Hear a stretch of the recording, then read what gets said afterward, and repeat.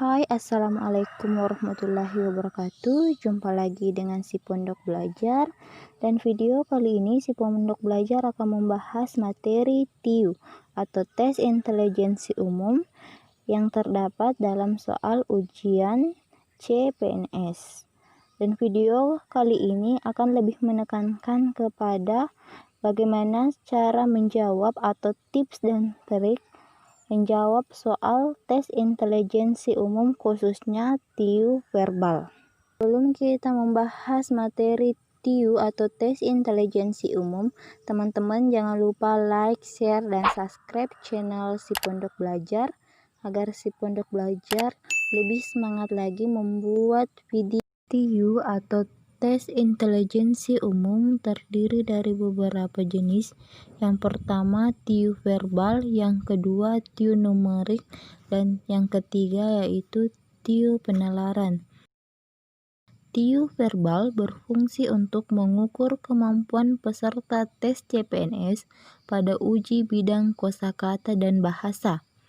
TIU verbal terbagi dari beberapa jenis. Yang pertama, tes sinonim atau persamaan kata, yang kedua tes antonim atau lawan kata, yang ketiga tes analogi kata, dan yang keempat adalah tes pengelompokan kata. Tes sinonim atau persamaan kata adalah tes yang digunakan untuk menguji seberapa luas wawasan seseorang dalam perbendaharaan kata-kata yang memiliki makna yang hampir sama. Tips dan trik dalam menjawab soal tes sinonim yaitu yang pertama, memiliki perbendaharaan kata yang luas.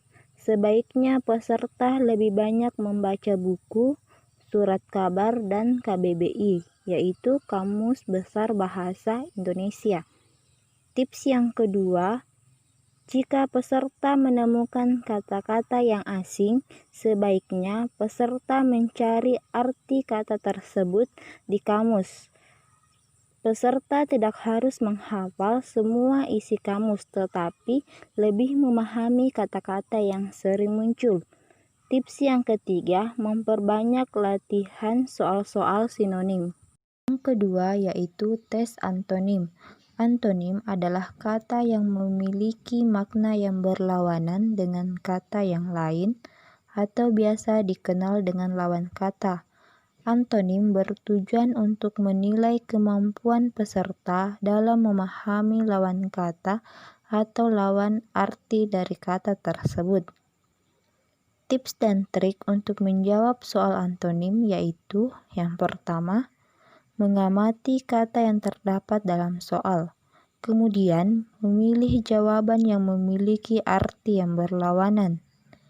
Tips yang kedua, berkonsentrasi dalam menjawab soal.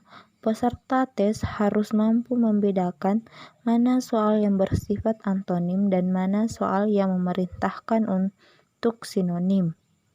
Tips yang ketiga, seperti halnya tes sinonim, antonim juga merupakan campuran dari istilah-istilah sains, matematika, teknologi, dan lain-lain. Selain itu, terdapat bahasa asing seperti bahasa Inggris dan bahasa daerah. Tips yang keempat, peserta harus banyak membaca surat kabar dan KBBI atau Kamus Besar Bahasa Indonesia. Tips yang kelima, memperbanyak mengerjakan soal latihan antonim. Tes yang ketiga yaitu tes analogi kata. Tes analogi kata bertujuan untuk mengukur kemampuan peserta dalam menentukan jawaban yang mempunyai hubungan yang sepadan dengan soal. Tips dan trik dalam menjawab soal tes analogi kata yaitu yang pertama, peserta harus teliti dan cermat dalam membaca hubungan kata pada soal.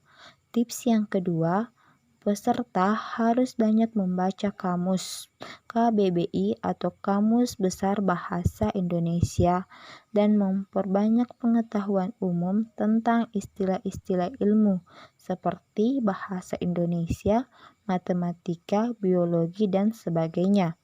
Yang ketiga, memperbanyak mengerjakan soal-soal latihan analogi. Tes yang keempat yaitu tes pengelompokan kata.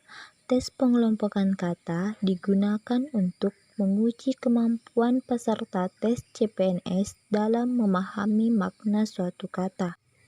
Tips dan trik dalam menjawab soal tes pengelompokan kata yaitu: yang pertama, peserta harus membaca setiap soal dengan teliti. Tips yang kedua, peserta harus banyak membaca buku, surat kabar, dan kamus istilah karena soal sering diambil dari istilah-istilah yang terdapat di masyarakat. Sedangkan tips yang ketiga yaitu memperbanyak pengetahuan umum.